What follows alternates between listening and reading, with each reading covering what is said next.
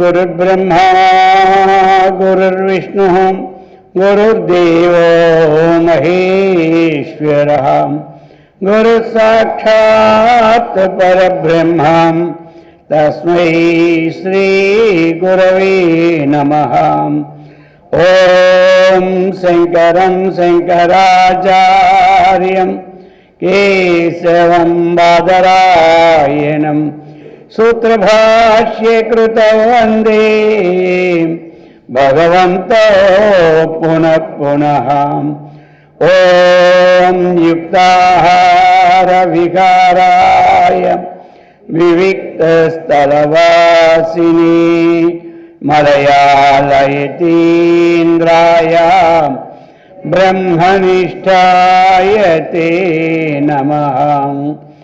ॐ कृष्णं कमलपत्राक्षं पुण्यश्रवणकीर्तनं वासुदेवं जगद्योनिं नौमि नारायणं हरिम्। ॐ सर्वमङ्गलमाङ्गल्ये शिवे सर्वार्थसाधिके शरण्ये त्र्यम्बके गौरी नारायणि नमोऽस्तुते।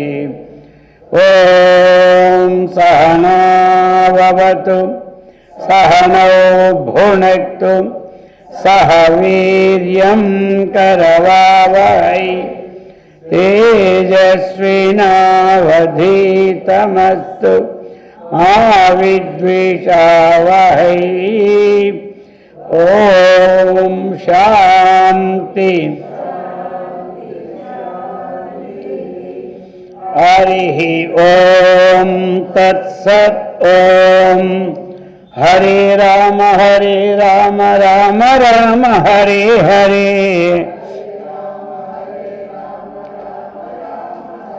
हरे कृष्ण कृष्ण कृष्ण हरे हरे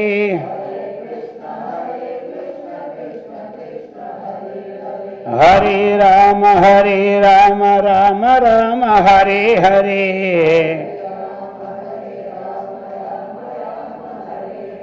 हरे कृष्ण कृष्ण कृष्ण हरे हरे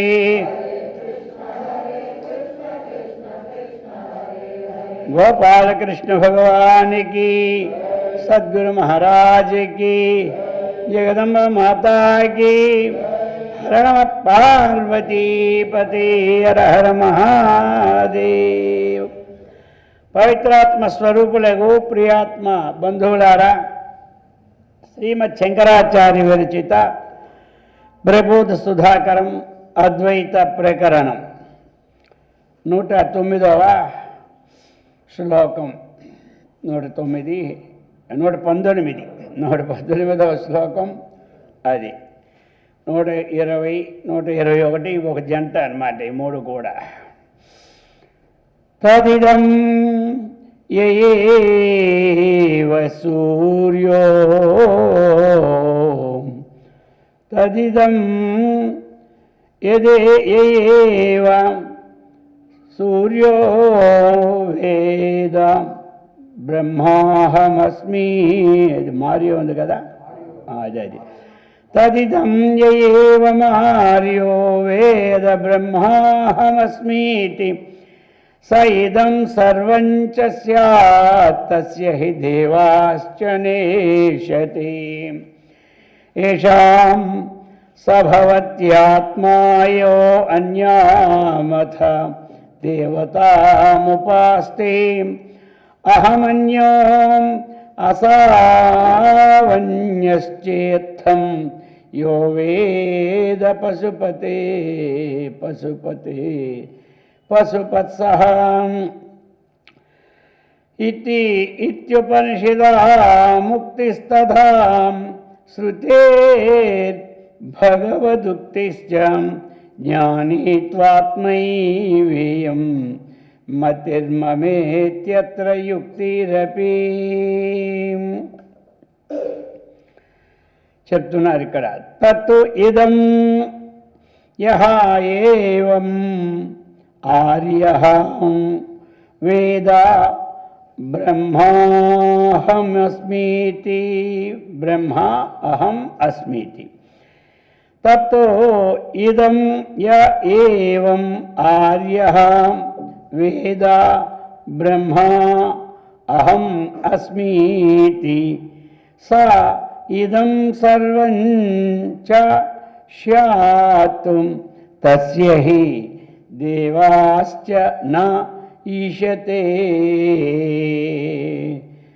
అభూత్యైః ఏషాం స భవత్యాత్మా, ఏషాం స భవతి ఆత్మా యః అన్యాం అథ దేవతాం ఉపాస్తే అహం అన్యః అసౌ అసౌ అన్యః చ ఇత్థం యః ఏవ యః వేద పశుపతే సహ ఇతి ఉపనిషదాం ఉక్తిః తథా శృతిర్భగవత్తు ఉక్తిశ్చ జ్ఞానీ తు ఆత్మైవ ఇయం మతిర్ మమ మే మమ మతిః మమ ఏ ఇత్యత్ర యుక్తిః అపి.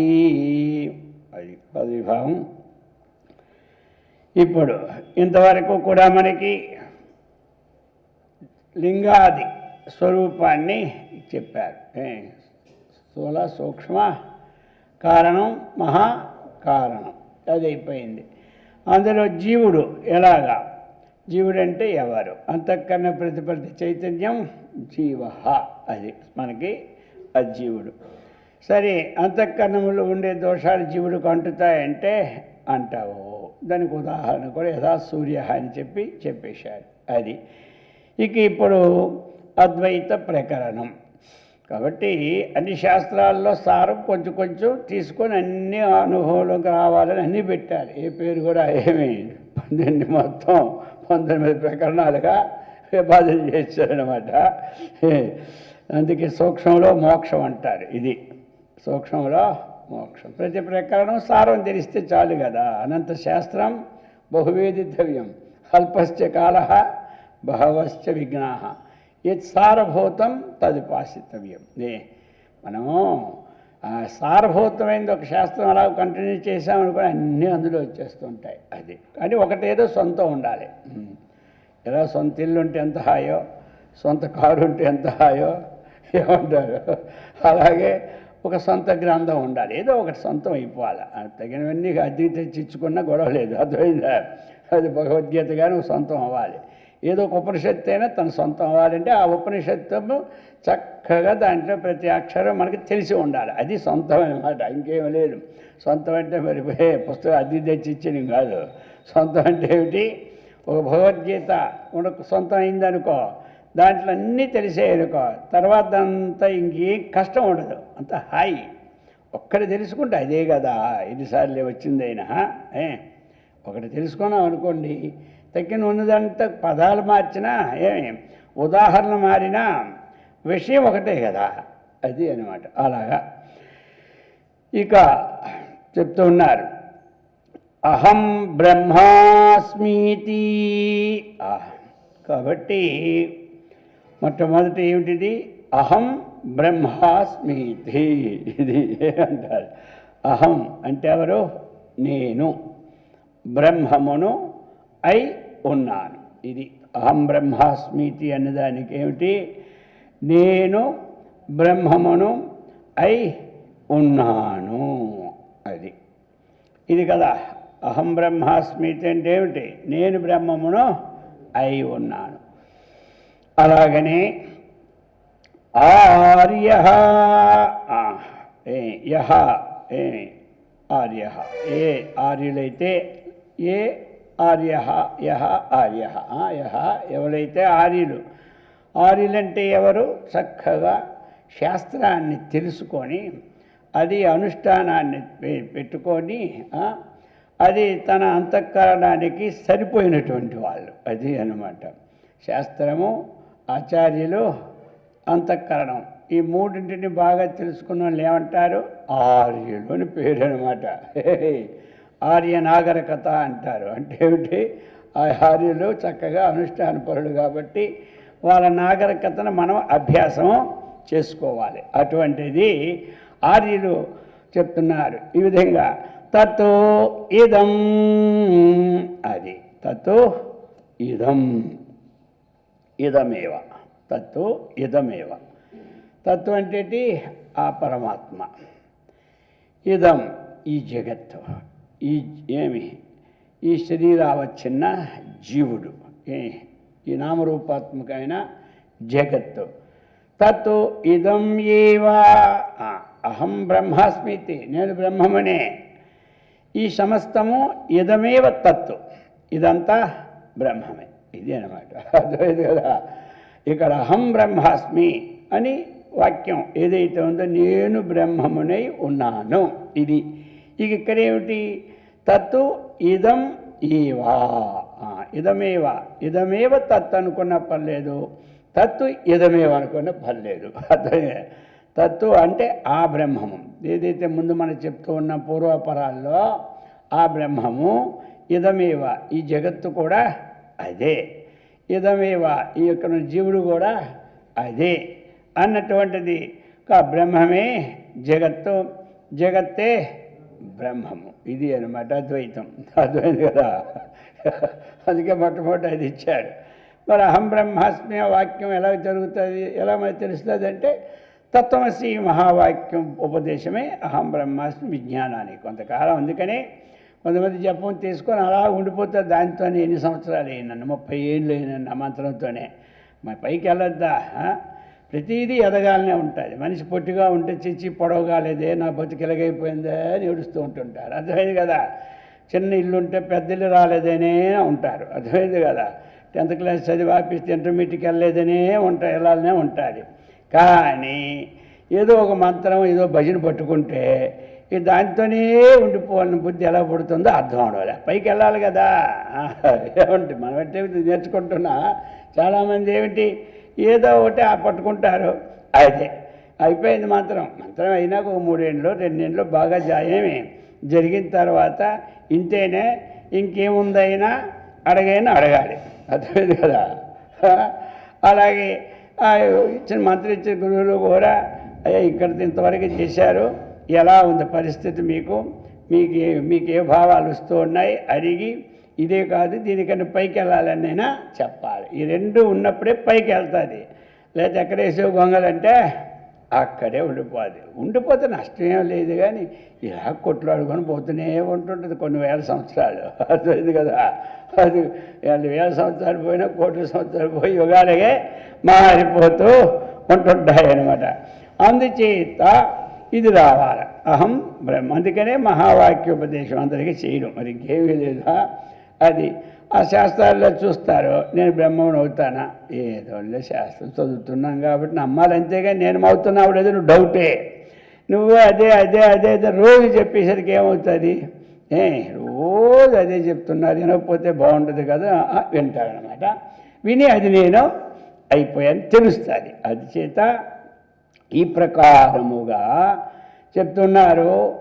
అహం బ్రహ్మాస్మీతి. తత్వమసిలో ఏమిటి? తత్ అంటే ఆ బ్రహ్మము, త్వం అంటే నీవు అసెంట్ అయి ఉన్నావు. చాలా డైరెక్ట్ అనమాట. మళ్ళీ దానికి అది పెట్టి ఇది పెట్టి ఇవన్నీ ఎందుకు, దండు వెన్నోళమే కదా. అదేది కదా. అసర్వజ్ఞాత్వ చైతన్యం, అల్పజ్ఞాత చైతన్యము, ఈ రెండు ఉపాధులు పోతే చైతన్యం ఏకవేవ, ఇవన్నీ బోధ తత్వమసిలో. తత్వమసికి ఏమంటే సందేహం వచ్చినప్పుడు బోధ, సందేహం లేడు బోధ ఎందుకు దాండగా. అది నీవై ఉంటామంటే ఇది నేనై ఉన్నట్టు అయిపోయి కంప్లీట్ ఇంకా చాప్టరే. అర్థమైంది కదా. అందుచే తత్వమసిలో ఏమో బోధ, అది నీవై ఉన్నావు. అది ఏమిటి? ఆ బ్రహ్మము నీవై ఉన్నావు. మనకు బోధపడింది ఏమిటి అందరికీ? ఆ బ్రహ్మము ఇంతే, వేదాలలో సారం ఇంతేనయ్యా, అదనమాట. అర్థమైంది కదా? అందుచేత అందుకు ముందు ఏమిటంటే ఆ ప్రకరణం యొక్క ప్రతిజ్ఞ ఏమిటి? ఇదనమాట. అహం బ్రహ్మాస్మి, నేను బ్రహ్మమే, ఈ జగత్తు బ్రహ్మమైన వాక్యం ఏంటి? ఇది ప్రతిజ్ఞా వాక్యం అనమాట. అర్థమైంది కదా? అందుచేత ఈ ప్రత్యక్ష సిద్ధి కోసం ఎన్నో చెప్పాల. పూర్వపక్షున్న సిద్ధాంతం ఉన్న రకరకాలుగా అది. కాబట్టి ఇప్పుడు ఏం చెప్పారు? అహం బ్రహ్మాస్మీతి, నేను బ్రహ్మమై ఉన్నామని. తర్వాత తత్తో, ఆ బ్రహ్మమే ఇదం అని, ఇదే అని. కాబట్టి ఈ ప్రకారముగా ఇదమేవ, మళ్ళీ అందులో సందేహం లేదు. ఏమి? ఇదం ఏవ అదనమాట. లేకపోతే ఇదం, అక్కడ మళ్ళీ ఏవం, ఈ ప్రకారంగా తీసుకోవచ్చులే. ఈ ప్రకారముగా, ఈ ప్రకారముగా వేద జానాతి. వేద అంటే ఏమిటి? ఇక్కడ వేదం కాదు, వేద అంటే జానాతి. అది వేదం అంటే ఏంటి? జ్ఞానం, తెలుసుకోవడమే కదా. వేదం అంటే ఏమిటి? జ్ఞానం. మరి వేద అనేది ఏమిటి? జానాతి, తెలుసుకుంటూ ఉన్నాడు అనే విధంగా అహం, నేను బ్రహ్మమును, ఈ జగత్తు బ్రహ్మము, ఈ జీవుడు బ్రహ్మము అని ఏవం, ఈ ప్రకారముగా వేద, ఎవడైతే తెలుసుకుంటున్నాడో సా, అతడు ఇదం సర్వంచ స్యాత్, సహా అతడు ఇదం సర్వం, ఈ సమస్తము తనే అవుతున్నాడు. తనే అవుతున్నాడు, అంతే కదా. నేను ఈ ఆస్తులు ఎవరిది? నాది అనుకుంటే ఇప్పుడు ఏమైనా ఆస్తి తనే అయినాడు, తనే ఆస్తి అయిపోయాడు, ఆస్తే తనయ్యాడు. భేదం లేదు అక్కడ. అర్థమైంది కదా? దీనికి వారసుని కూడా నేనే. అర్థమైంది కదా? ఆ ప్రకారముగా నేను బ్రహ్మమును, ఈ సమస్తము బ్రహ్మము, ఈ జీవుడు బ్రహ్మము అని ఎవరైతే తెలుసుకుంటూ ఉన్నారో సహా, అటువంటి తెలుసుకున్నవాడు ఇదం సర్వంచ, ఈ సమస్త ప్రపంచము కూడా జీవాత్మతో సహా ఏమి స్యాత్, తనే అవుతున్నాడు, తనే బ్రహ్మము అవుతున్నాడు. అంటే బ్రహ్మమే ఈ జగత్తు, జగత్తే బ్రహ్మము, అది వేరు. ఇప్పుడు ఏంటి? తనే ఈ జగత్తు, ఈ జగత్తే తాను. అది వేదాంతంలో ఏంటంటే అన్వయం చేసుకోవాలి. పురాణాలు ఏమిటి అంటే ధర్మాన్ని ఆచరించాలి. ఏమి? అది పురాణాలన్నీ ధర్మాన్ని ఆచరించాలి. ఇది రాముడు అలా ఉన్నాడు, సీత ఎలా ఉన్నది, భరతుడు అలా చేసేది, ఎవడు పోషణ వారు ఎలాగైతే బాగా వాళ్ళు పోషించారంటే ఒకటిగా నాటకంగా పోషించడం కాదు చెప్తున్నా, నాటకంలో అయితే పోషణ. అలాగా వాళ్ళు యాజ్ ఇట్ ఈజ్గా పోషించడం అంటే ఏమిటి? ఈ శరీరాన్ని పోషించాడంటే అర్థం ఏమిటి? చక్కగా శరీరాన్ని పరిపాలించాడా, అలాగా అవన్నీ. కానీ ఇదేమిటి? ఇది తన యందు అన్వయం చేయాలి. అవి ధర్మాన్ని ఆచరించిన వరకే అది. ఇదేమో తన స్వరూపాన్ని తాను తెలుసుకోవడం ఇదనమాట, నేనని. అందుకనే ధర్మం అన్నటువంటిది పుణ్యాన్ని ఇస్తుంది, స్వరూపాన్ని తెలుసుకోవడం అన్నటువంటిది కైవల్యాన్ని ఇస్తుంది. అర్థమైందా? ఇదేం చేస్తుంది? మనకి మోక్షాన్ని ఇస్తుంది. ధర్మం ఎప్పుడూ కూడా పుణ్యాన్ని ఇస్తుంది. దానికి ఒక లెక్క ఉంది. ధర్మం, ఏ ధర్మం చేసినా అదొక పుణ్యం. యాజ్ ఇట్ ఈజ్గా కరెక్ట్గా పనిచేసాడు అనుకోండి, ఒక ఆఫీస్లో కూడా అది పుణ్యం వస్తుంది. జీతం వచ్చినా పుణ్యం వస్తుంది. అర్థమైంది కదా? అదనమాట. అలాగనే మనం ఏదైనా సరే ఒక పనులు చేసామనుకోండి, పుణ్యకర్మ స్తోత్రాలు కానీ, జపాలు కానీ, లేకపోతే పూజలు, అది పుణ్యం వస్తుంది. దానికి డబ్బు తీసుకుంటున్నామంటే ఆ కరెక్ట్ చేయడమే పుణ్యం. అది అర్థమైందే? అందులో మళ్ళీ ఇటు పోకుండా ఒక మార్గంగా పోతే పుణ్యంగా పోయి పాపం వస్తుంది. అర్థమైందే? అలాగా ఇక్కడ కూడా చేయవలసింది చేయకపోతే పాపం వస్తుంది. అది చేయవలసింది చేయకపోతే పాపం. అర్థమైందా? ఇక్కడ చేయవలసింది చేయకపోతే వస్తుంది, సంధ్యాముపాసిత ఉపాసించకపోతే ప్రతివాయు దోషం అంటాడు. ఎలా వస్తుంది ప్రతివాయు దోషం అని ప్రశ్న వేస్తాడు పూర్వపక్షి. అక్కడ కూడా నువ్వు నిత్యకర్మలో వదిలిస్తే ప్రతివాయు దోషము వస్తుంది అంటాడు ఎవరు? సిద్ధాంతి. అంటే ఎలా వస్తుంది చెప్పంటాడు. నేను నిత్యకర్మలు రోజు దంతదానం చేస్తున్నావు కదా, 10 రోజులు దంతదానం చేయడం మాని అందులో వచ్చినటువంటిదే ప్రతివాయు దోషం అంటారు. అలాగే ఇది కూడా అనుకో. నువ్వు నెలలు బట్టలు ఉతుక్కోకుండా అవే కట్టుకో, అప్పుడు నీకేమొస్తుందో తెలుస్తుంది. నిత్యం బట్టలు ఉతుక్కోవాలి పద్ధతి అది, అర్థమైంది కదా. చూస్తున్నా మొహం కడుక్కో, నువ్వు నెలలు ఇల్లు వచ్చుకుంటా ఉండు, నీకు అప్పుడు ప్రతివాయు దోషం ఎలా వస్తుందో తెలుస్తుంది. ఆ ప్రకారముగా అది సరే. ఈ ప్రకారంగా ఇక్కడ ఏమిటి చెప్పారు? ఇదం సర్వంచ, ఈ సమస్తము ఏమి? అహం బ్రహ్మాస్మి అంటే తానే అయి ఉన్నాను. నేను బ్రహ్మముని అయినాను మొదలు చెప్పారు. నేను బ్రహ్మమును, ప్రపంచం బ్రహ్మమని 2 చెప్పారు. ఇప్పుడు ఏంటంటే ప్రపంచానికి మనకి అన్వయం చేస్తూ ఉన్నారు. ఏం అన్వయం? సయిదం సర్వం స్యాత్. కాబట్టి ఆ బ్రహ్మమును అంటే నేనే ఇదంతా అయి ఉన్నాను. అది తస్య హీ, అటువంటి వానికి ఏమిటి తెలుసా? హీ నిశ్చయపూర్వకంగా దేవాశ్చ, వారికి ఏమిటి? దేవతలు కూడా అభూత్యై నిషతే నా ఈషతే. కాబట్టి అతనికి ఏమిటి అంటే అభూత్యై, వాడికి ఎప్పుడూ కూడా భూతి అంటే ఐశ్వర్యం, అభూతి అంటే అతని యొక్క ఐశ్వర్యాన్ని ఏనాడు కూడా వారు హాని చేయరు. అతని యొక్క ఐశ్వర్యాన్ని ఏనాడు నా హాని చేయరు. ఇంకా ఏమిటి? నా ఈశతే, ఈశ ఐశ్వర్య ధాతు. భూతి అన్నా అదే, భూతి అన్నా ఐశ్వర్యమే. ఈశ ఐశ్వర్య ధాతువు నుంచి నా ఈశతే అంటే దానిని వాళ్ళు ఎప్పుడు కోరరు. అదే కానీ ఇంకోటి తపస్సు చేశాడు అనుకో, ఏమంటా వాడిని ఎలా పాడు చేయాలన్నా చూస్తుంటాడు. వాడు ఐశ్వర్యాన్ని కొలగొట్టాలా? ఇక ఈదిగే కొలగొట్టే పని లేదు, అర్థమైందా? ఇప్పుడు విశ్వామిత్రుడు తపస్సు చేసేటప్పుడు కూడా అంటుకుంది ఎక్కడికి అంటే కథలో తెలుసు కాబట్టి సంగ్రహం టచ్ చేసి వెళ్తే మీకు తెలుస్తుంది ఎందుకు. ఈ వేడి దేవేంద్రుడి పీఠానికి వెళ్ళిపోద్ది. మరి వెళ్తే కదా తెలుసు, పెద్దవాళ్ళ దగ్గరికి వెళ్తే కానీ తగ్గు తేలుతుంది, జలదేవ తేలుతుంది తగ్గు. సరే ఆయన వెళ్ళి బ్రహ్మదేవుడి దగ్గర పోయినాడు.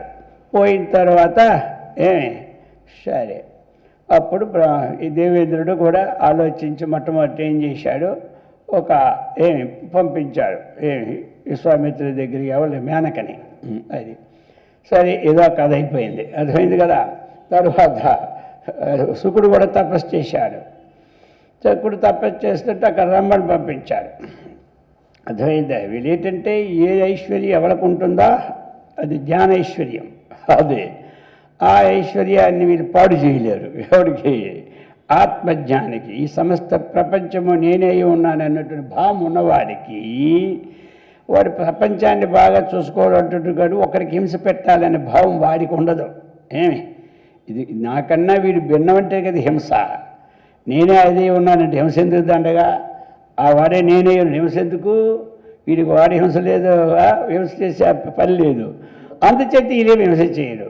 వెళ్ళిపోయాడు అక్కడికి మన శుకుడి దగ్గరికి. ఆయన బ్రహ్మజ్ఞాని, అంతా బ్రహ్మమే, నేను బ్రహ్మమే, నువ్వు బ్రహ్మమే, మొత్తం బ్రహ్మం అని చెప్పేవాడు ఎవరు?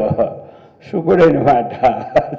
ఇక ఆయన దగ్గరికి వెళ్ళి రంభయ్య తంటాలో పడింది. 1 సంవత్సరం వరకు కూర్చొనే ఉంది అక్కడ. కన్ను ఎత్తింది కదా ఆయన. అప్పుడు కన్ను ఎత్తాడు.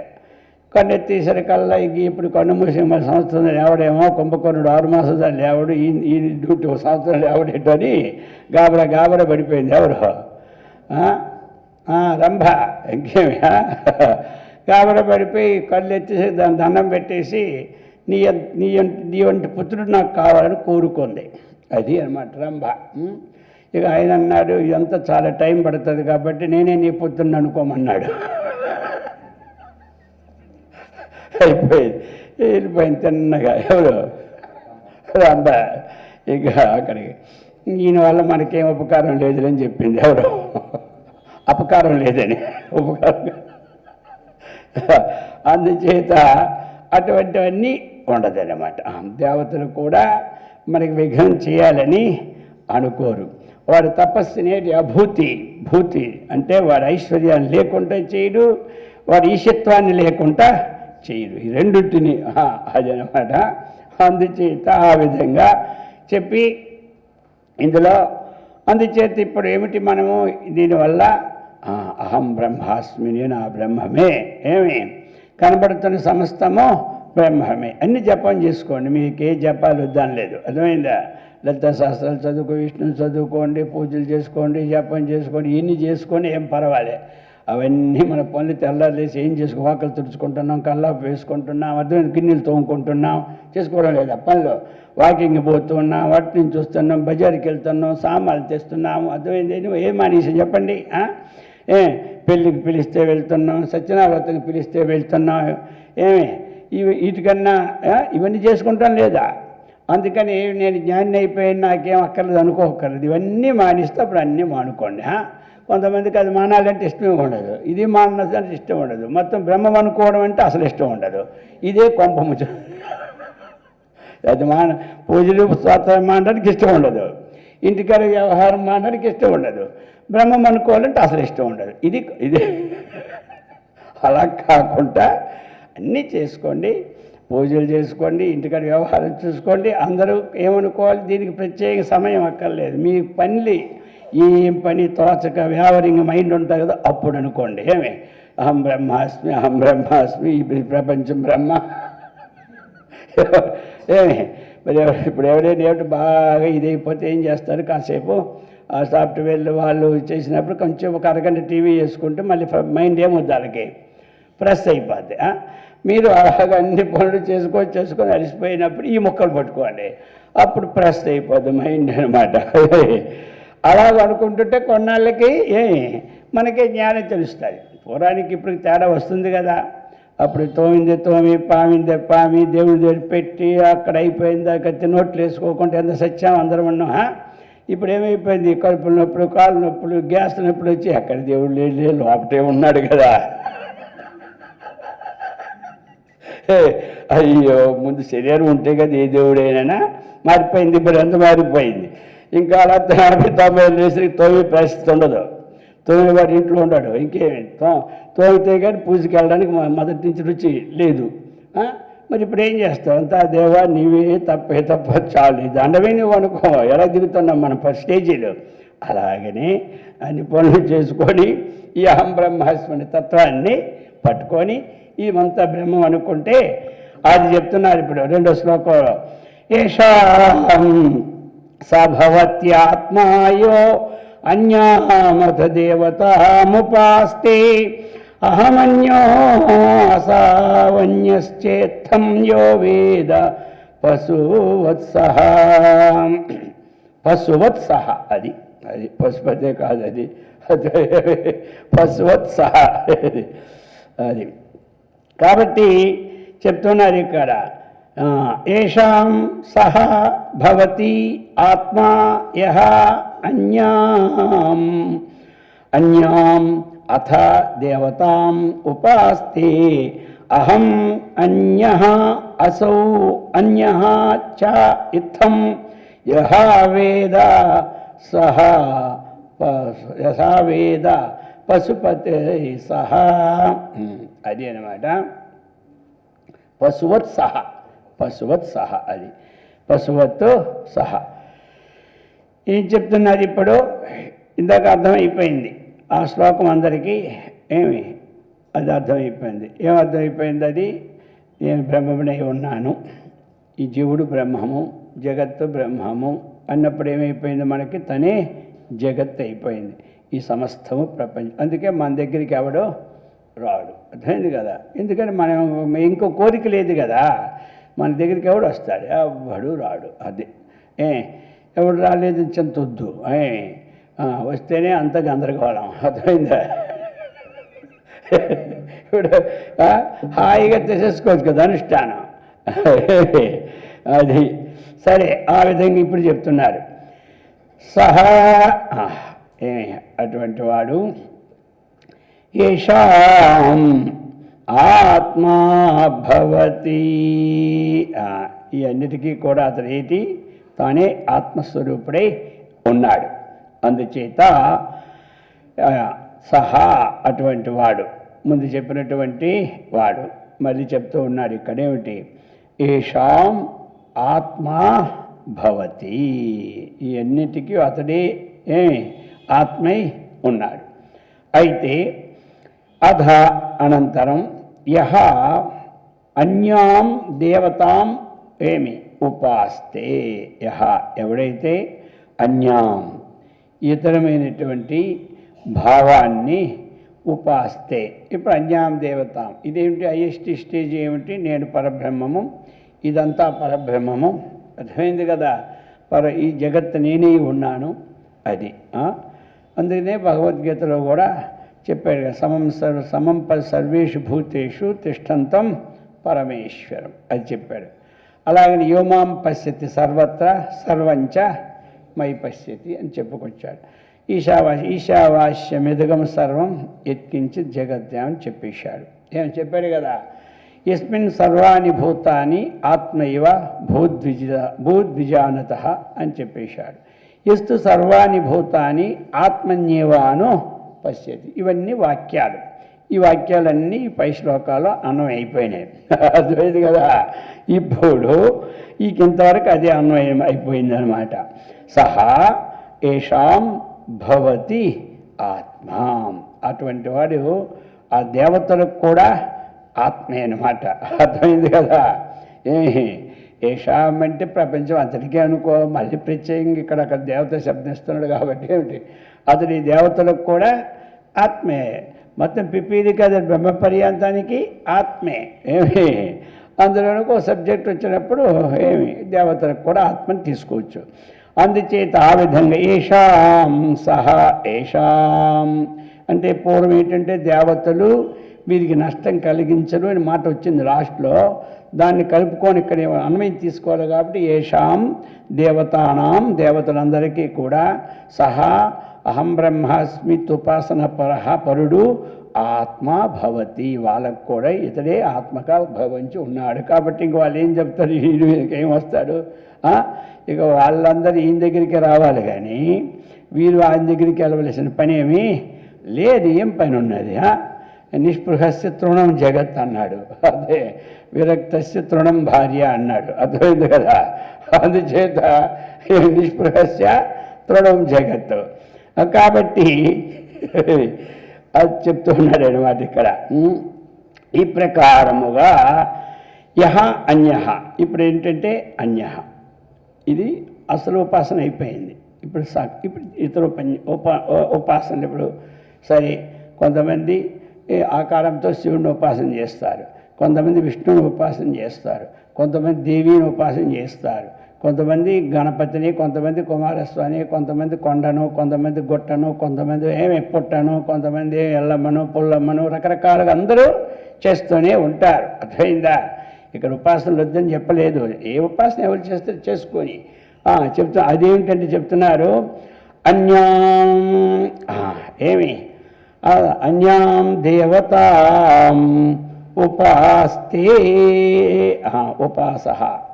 ఉపాస్తే ఎవరైతే ఉపాసన చేస్తూ ఉన్నారో వారు ఏమిటి? అహమన్యః అసౌన్యః ఇత్థం యహ వేద. అంతే కదా? ఇప్పుడు ఏమిటి అంటే ఉపాసన చేసే అహమన్యః, నేనెవడను? ఫలాని వాడును, ఫలాని గోత్రం ఫలాని వాడు. దేవుడు ఎవరు? ఆయన ఫలాని గోత్రం ఫలాని వాడు. మన ఉపాసన చేసి శ్రీరామచంద్రుడికి ఉపాసన చేసిన వివాహంలో ఏం చెప్తారు? వివాహంలో ఆయన గోత్రం చెప్తారు, ఈయన గోత్రం చెప్తారు, ఆ గోత్రానికి వాళ్ళని కూర్చొని పెడతారు. ఇద్దరు దంపతుల్ని ఈ గోత్రానికి అది ఈ గోత్రం గలవాడిని ఆ గోత్రం గలవాడికి పూజ చేస్తున్నాను అంటారా లేదా? పెళ్లి చేస్తున్నాను. పెళ్ళి అంటే పూజ అంటే అదే కదా అంతనా? సరే, ఇంక పూజ దగ్గర గోత్రం మన సొంతం కాబట్టి ఇంకెందుకు ఆయన్నే పూజిస్తున్నాం అనుకోండి. అర్థమైందా?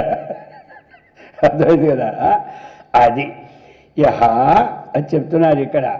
ఎవడైతే అహమన్య నేను వీరు, అసౌ ఈ ఉపాసన చేసిన దేవత వీరు, ఇత్థం ఈ ప్రకారముగా యహ వేద ఏమి ఎవడైతే ఇలా తెలుసుకుంటున్నాడో సహా పశువత్తు దేవతానాం అది అధ్యాహారం చేసుకోండి. కాబట్టి దేవతలకి వీడు ఎలాంటి వాడంటే ఒక పశువు లాంటి వాడనమాట. ఏమిటి? ఎందుకంటే ఒక దేవతలకు మనం ఇప్పుడు ఏమయ్యామో అది. ఎందుకంటే అది చెప్పినట్టు మనం చెప్పిన యజమాని చెప్పినట్టే పశువు వినాలి. అర్థమైంది కదా. లేకపోతే పశువుకి ఏం చేస్తాడు? కొట్టి పారేస్తాడు. అర్థమైందా? వెళ్ళలేదు అనుకోండి పశువు, దాని దెబ్బలు చూడాలి. అర్థమైందా? దండనం దశగుణం భవేత్ అని. కాబట్టి అది అంతే. నాగలు కట్టినప్పుడు దున్నాలి, పూజ వేయాలి, దాని మీద నడిపించాలి, చెయ్యాలి, అటు తెప్ప ఇటు తెప్ప ఇది అలాగా. వీళ్ళు మనం ఏంటంటే ఆ దేవతల దృష్టిలో మనం పశువుల్లా ఉంటామన్నమాట. అది అర్థమైంది కదా. ఇది చెబుతూ ఉన్నాడు. అలాగనే ఎవడైతే బ్రహ్మం తెలుసుకున్నాడో వాడు దేవతల్లోనూ వాడే ఉన్నాడు కాబట్టి దేవతలే ఆయన్ని గౌరవిస్తారనమాట. ఇది ఇక్కడ ఇది పాయింట్. అర్థమైందా? ఇప్పుడు కాబట్టి అది ఆ విధమైన భావమాన్ని ఉపనిషత్తులన్నీ ఇక్కడే కాదు, ఉపనిషత్తులు ఉన్న వాక్యాలు ఇవన్నీ. కాబట్టి అందుకని ఇక్కడ ఏమన్నారు ఆచార్యుల వారు, ఇది ఉపనిషదాం ఉక్తి. ఇవన్నీ కూడా ఉపనిషత్తుల్లో ఉంది, చాంద్రోగ్యంలో ఉంటుంది, బృహదారణ్యకంలో ఉంటుంది, ఇవన్నీ ఉన్నాయి. తథా శృతిరపి శృతి వేద మంత్రాల్లో కూడా కర్మకాండ సిద్ధాంతాలు ఆచరించిన కొన్ని మంత్రాల్లో కూడా శృతి అది వేదంలోనే ఉంది, ఉపనిషత్తుల్లో ఉంది. అదే కాదు భగవత్ ఉక్తిశ్చ భగవంతుడు కూడా చెప్పి ఉన్నాడు.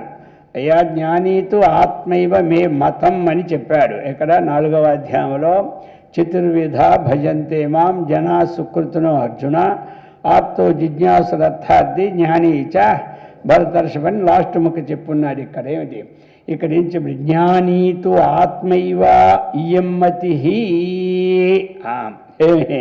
కాబట్టి ఈ ప్రకారముగా ఉపనిషదా ఉక్తి ఒకటి, తథా ఆ ప్రకారముగా శృతి వేదము కూడా ఉక్తి 2, 3 భగవత్తు ఉక్తి గీతలో కూడా భగవంతుడు కూడా ఉక్తి అది. కాబట్టి చకారంతో 3 ఉక్తిశ్చ ఉపనిషద ఉక్తి అది విడదీసేశాడు. అంటే అది తదా శృతి భగవతి ఉక్తిశ్చ శృతి ఉక్తి భగవత్తు శ్రీకృష్ణ పరమాత్మ కూడా చెప్పినాడు. కాబట్టి అది ఉక్తి వేరు, యుక్తి వేరు. మళ్ళీ అర్థమైందా? అది ఉక్తి అంటే చెప్పాడని, యుక్తి అంటే ఉపాయం అని. ఏరాల వాళ్ళు ఎకారం వస్తే అది ఉపాయం అని, ఇది ఊ అంటే అది చెప్పడం అని.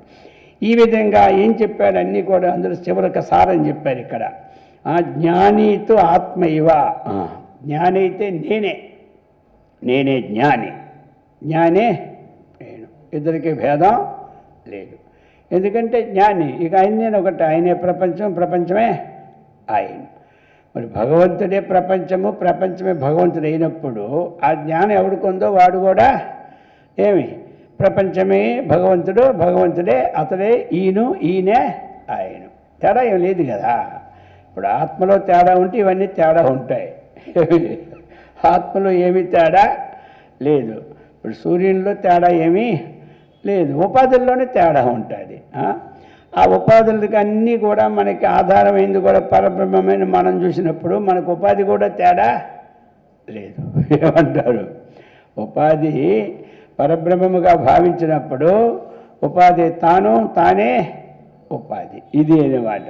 ఇప్పుడు ఉపాధిని వేరేగా చూసుకున్నప్పుడు తన ఉపాధి వేరు, ఇంకొకరి ఉపాధి వేరు అనుకున్నప్పుడే అది అన్నమాట. అహమన్య అసౌపి అన్య, ఈ దేవత. ఆ విధంగా చెప్పి జ్ఞానీతు ఆత్మైవ ఇయం మతి, మమ మతి, ఇయం మమ మతి. ఇక్కడ చెప్పాడు నా యొక్క అభిప్రాయం ఏమిటయ్యా అంటే, ఇక్కడ భగవద్గీతలో నా అభిప్రాయం ఏమన్నాడు, జ్ఞానీ త్వాత్మైవ మే మతిం. అక్కడ వాక్యం తీసుకున్నాడు అన్నమాట. ఏమి మే మతి, ఏమి మే మతి, మమ మతి, అదేనమాట. అలాగే మమ మతి, మమ మే రెండు ఒకటే అర్థాలు వస్తాయి కాబట్టి మమ మతి, నా యొక్క అభిప్రాయం ఏమిటి, తక్కిన ముగ్గురు ఏదో ఒకటి తనకంటే భిన్నముగా ఉన్న దేవతను పూజ చేస్తూ ఉన్నారు. ఎవరు? ఆప్తుడు కానీ, జిజ్ఞాసు కానీ, అర్థార్థి కానీ, వారు తను అన్య, ఏమి ఇంకొక దేవుడు అన్య, ఆ దేవుడు వచ్చి నన్ను కాపాడాలి అన్న భావంతో నాకు ఇవ్వాలి ధనము, ధాన్యము, పుత్ర బహుపుత్ర సంతానము, అలాగే ఏదో ఒకటి 100 సంవత్సరం దీర్ఘము, ఇవన్నీ అది. ఇక్కడ లాస్ట్ మొక్క ఎందుకు తీసుకున్నాడు అంటే, ఈ జ్ఞాని ఈ సమస్త ప్రపంచము అతనే, తనకంటే అది భిన్నం కాదు తీసుకొచ్చాడు. కాబట్టి ఒక్క వాక్యం శంకరాచార్యుడు ఇక్కడ శృతి చెప్పింది, ఉపనిషత్తు చెప్పింది, అలాగనే ఇంకేం చెప్పింది, భగవద్గీత స్మృతి కూడా చెప్పింది. అది 3 బలం చేస్తున్నారు. జ్ఞానీతో, జ్ఞాని అయితే ఆత్మైవ ఇయం మతిర్మమ, ఇది నా యొక్క అభిప్రాయం. అర్థమైంది కదా? ఆయన అభిప్రాయం మనకు కావాలి. ఏమి జ్ఞాని నాకంటే భిన్నుడు కాడు, నేను ఆయనకంటే భిన్నుడు కాను అని చెప్పేశాడు. ఎవరు? ఇది కదా, ఇది అద్వైతం కదా. ఏమి ఇదే అద్వైతం అంటే ఇంకేమీ లేదు. అంత అతనుగా నేను భిన్నుడు కాదు, నాకంటే జగత్తు భిన్నం కాదు, జగత్తు కంటే నేను భిన్నము కాదు అన్నటువంటిది. ఇంకా ఏం చెప్పాడు? ఇత్యత్ర మతిర్మమ, మతిర్మమ ఇత్యత్ర అంటే ఈ విషయంలో, మతిర్మమ అక్కడికి ఒక అయిపోయింది సెంటెన్స్. అక్కడ మేలోన మమ ఇటు వచ్చింది, అక్కడ ఈ వచ్చి గుణం సంతి వచ్చి మే అయింది అనమాట. మా ప్లస్ ఈ మే, అర్థమైంది కదా? ఇక్కడ మతి మమ, మతి మమ ఇత్యత్ర అంటే ఈ విషయంలో, ఏమి ఈ విషయంలో యుక్తిరపి, యుక్తిరపి అంటే న్యాయం కూడా ఉన్నది. యుక్తి అంటే తర్కం, తర్కంలో కూడా ఎప్పుడు అందరికీ ఏముంటుంది, వాడు కూడా నేను ఆనందంగా ఉండాలి, అన్నీ తెలుసుకోవాలి, అది తెలుసుకుంటే ఇది ఉంటానా అన్నటువంటిది తర్కమన్నమాట. అర్థమైంది కదా? ఇప్పుడు నేను ఆనందంగా ఉండాలి, అన్నీ నాకు తెలియాలి, ఏది తెలుసుకుంటే ఉంటానా అని ఆయన కూడా దీన్ని తెలుసుకోవడానికి ప్రయత్నం చేస్తున్నటువంటి యుక్తి అన్నమాట అది. అందుచేత యుక్తి అంటే ఏమిటి, తర్కము కూడా మనకి ఏమి ఉంటుందన్నమాట. అది 4 ఇక్కడ. ఈ ప్రకారముగా ఏమి అతడు కూడా ఈ విధంగా సర్వము తానే, నేనే సర్వమే అన్నటువంటి ఉపాయంతో యుక్తిని కూడా సిద్ధం చేస్తూ ఉన్నాడని నా ఆచార్య వారు చక్కగా మనకి చెప్పుకొచ్చారన్నమాట. ఈ ప్రకారముగా ఇప్పుడు ఈ ప్రకారముగా చెప్పి 121 అయింది. 122 ఇప్పుడు 22, 23 ఇవి జంటలాగా ఉంటాయి. రుజు వక్రం వా కాష్టం హుతాశదగ్ధం సదగ్నితాం యాతి తక్కిం హంతగ్రాహ్యం రుజు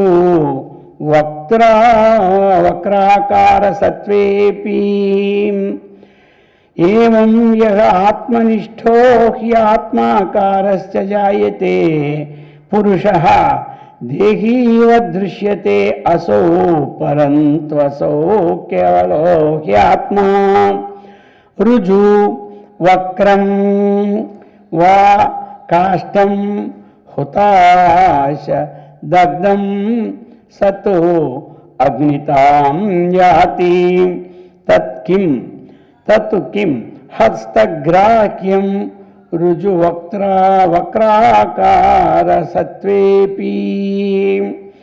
ఏవం యః ఆత్మనిష్టః హి ఆత్మాకారః చ జాయతే పురుషః దేహి ఇవ దృశ్యతే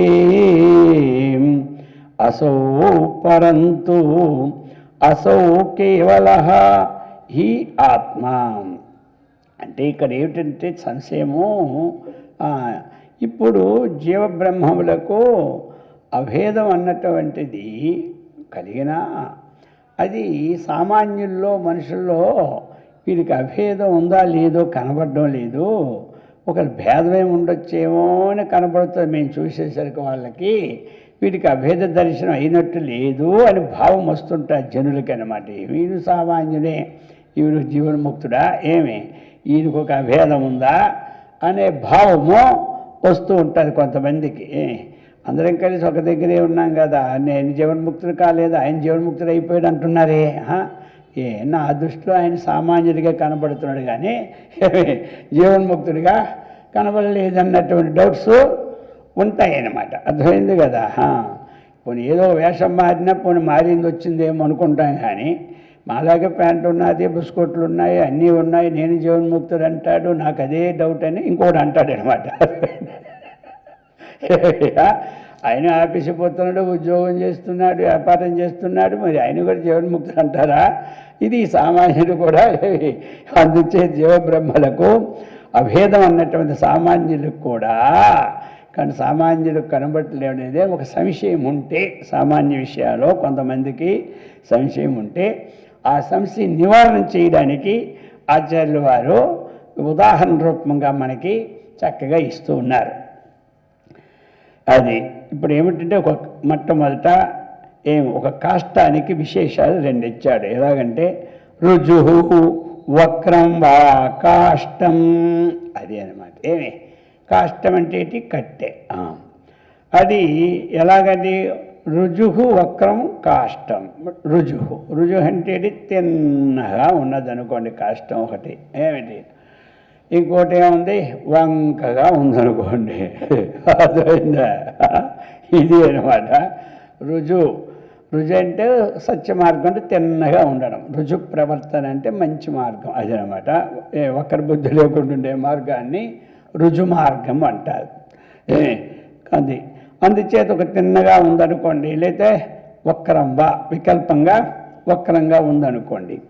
అది హుతాశం దగ్ధం సత్, అది హుతాశ దగ్ధం సత్. హుతాశ దగ్ధం. హుత అంటే ఏమిటి? మనకి హుతాశనుడు ఎవడు? అగ్నిదేవుడు అన్నమాట.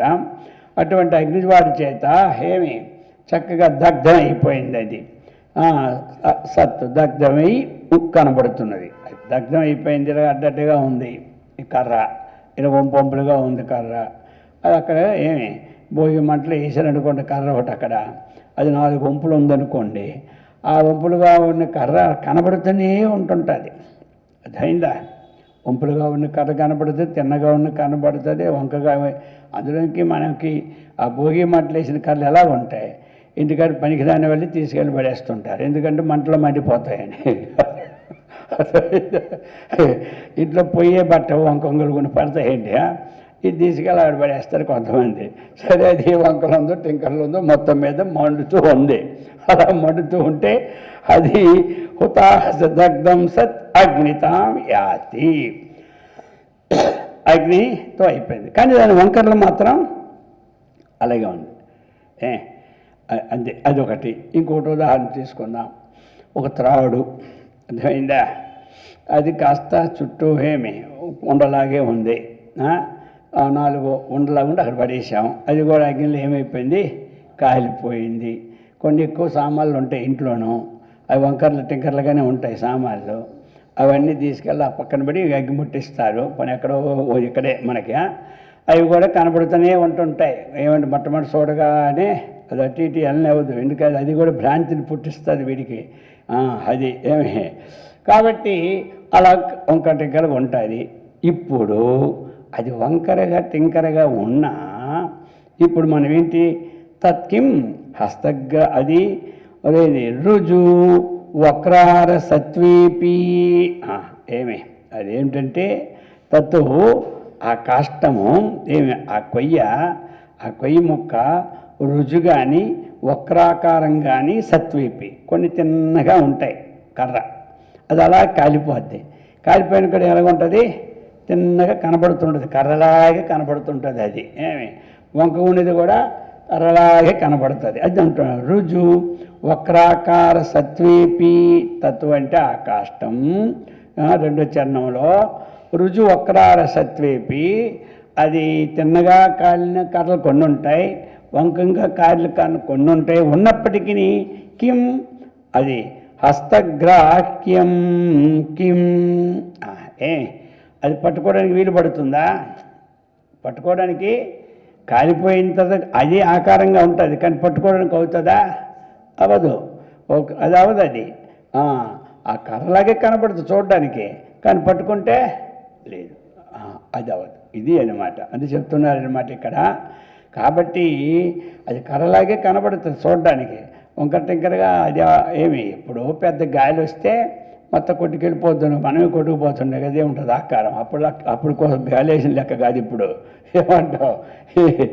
మనము అది అలాగనే ఉంటుంది, కాలిపోయేలాగే ఉంటుంది. త్రాడు కావాలి మనకి. ఇప్పుడు త్రాడు కాలిపోయింది, ఆ త్రాడు అనుకొని మనం పట్టుకున్నాము.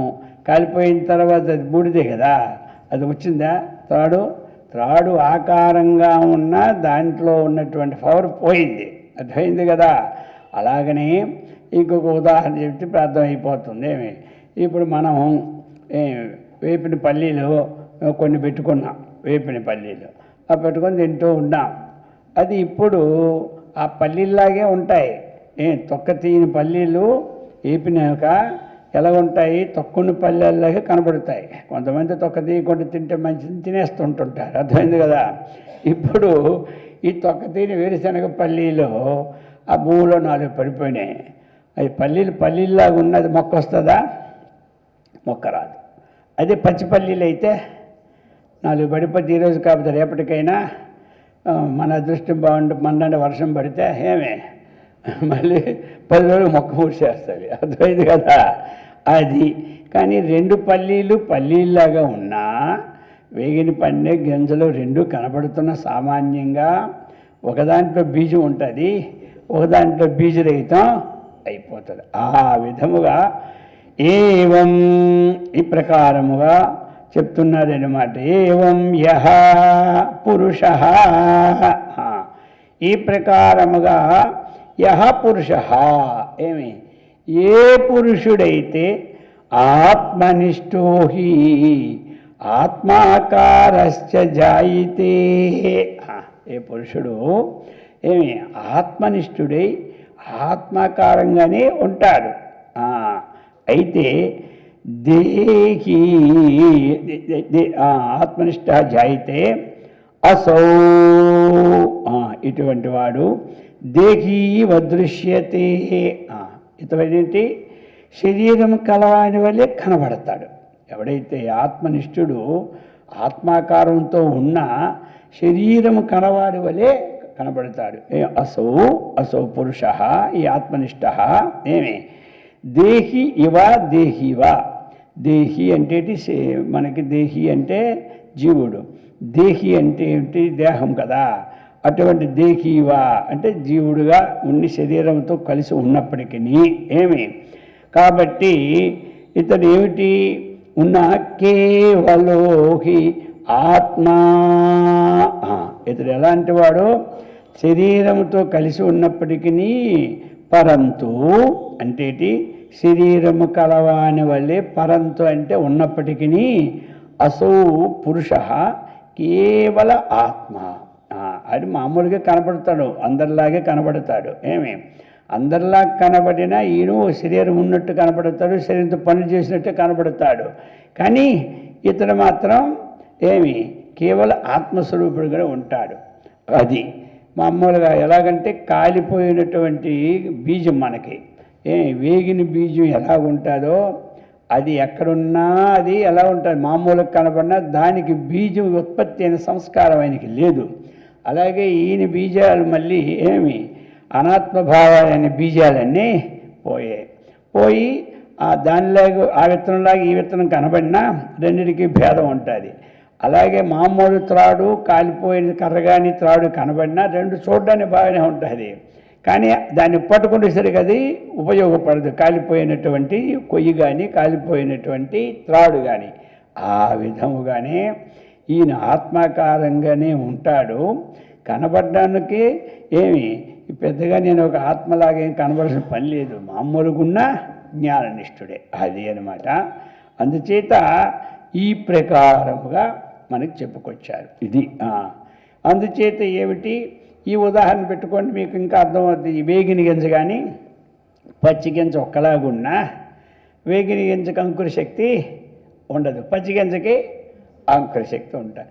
ఇంకా మళ్ళీ సూక్ష్మంగా అప్పటికప్పుడే అంటూ ఒక తాడు కాల్చేసి చూడాలి, టెస్ట్ అనమాట. ఇంటి దగ్గర ఒక కర్ర వంకర కాల్చి అది అలా కనబడుతుంది ఆరిపోయినాక. ఇలా పట్టుకొని చూస్తే ఒక కర్ర పనికి వస్తుంది, అంటే మళ్ళీ అది ఉపయోగపడదు, అనాత్మభావం. అలాగే బ్రహ్మనిష్ఠుడు కూడా బయటికి కనబడినా లోపల ఆయన సర్వాత్మభావంతో ఉంటాడు.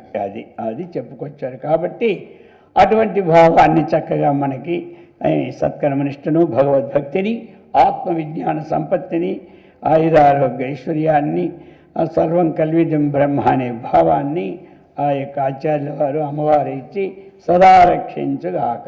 ఓం సహనాభవతు సహనౌ భునక్తు సహ వీర్యం కరవావహై తేజస్వినావధీతమస్తు మా విద్విషావహై. ఓం శాంతి శాంతి శాంతి.